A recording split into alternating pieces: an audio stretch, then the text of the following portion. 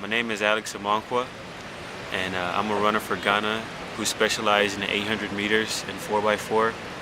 Um, just formally graduated from the University of Alabama, and a 2016 Olympic qualifier in 800 meters. Alex, tell us about your links to Ghana.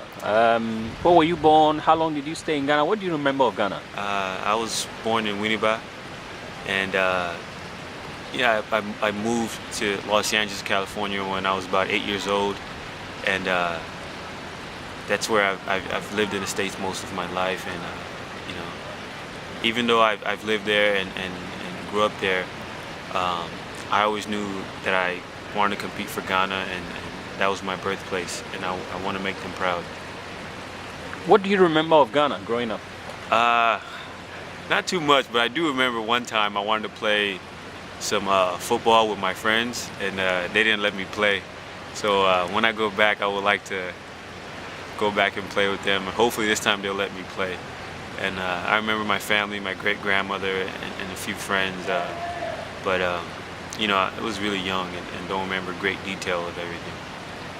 All right, Alex, whatever question I ask when we're playing the interview out, my questions will come. Okay. So make a conscious effort of repeating what I say before Okay. you know, you answer. All right, so getting more into sports, when did you realize that you had a talent for athletics? When did you take it seriously? As far as athletics, I've always been the type of kid to run around. I did many different sports from football to basketball, and then now running.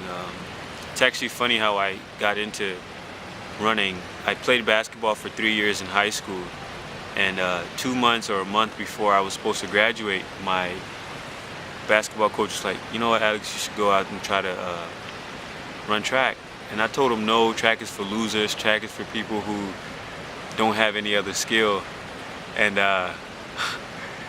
lo and behold, I'm here running in the Olympics, and ended up running really well, and went to junior college, transferred to a Division I school, and here I am competing for Ghana in the Olympics.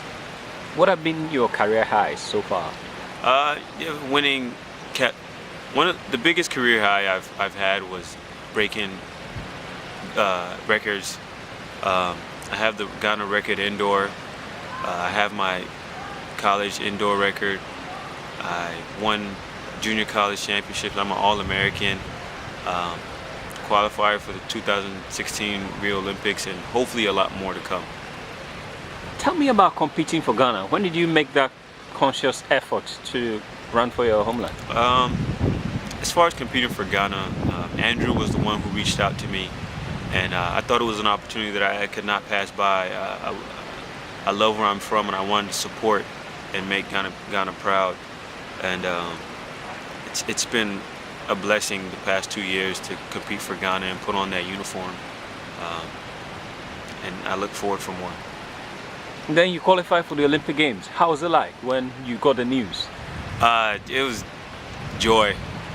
When I qualified for the Olympic Games, the first thing I could do, Professor Prof sent me an email and explained to me how I qualified. So I knew about 6 months before, you know, the Olympics, and just joy, happiness, excitement.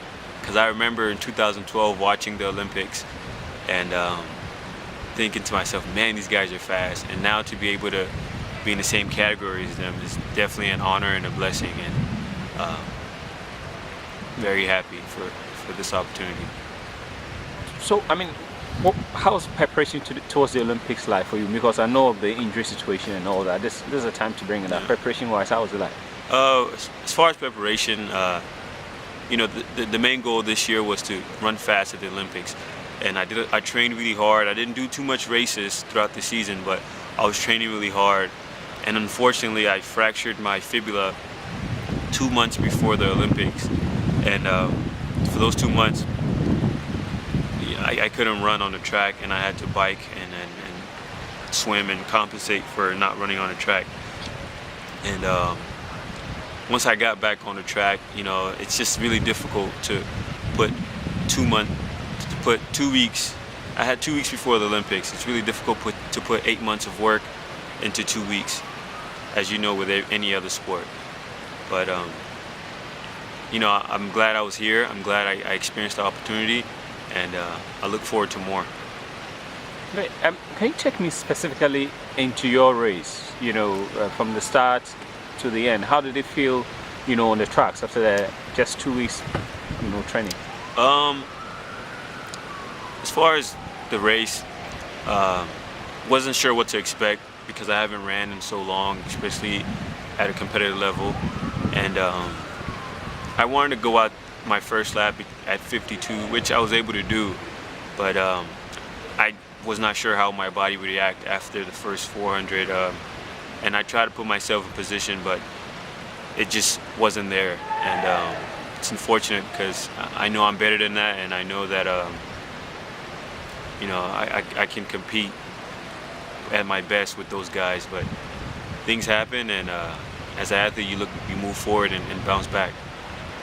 So beyond Rio, what are your plans going forward? As far as plans for running, I want to be the best I can be. Everything I do, I go out there and try to be the complete best I can be.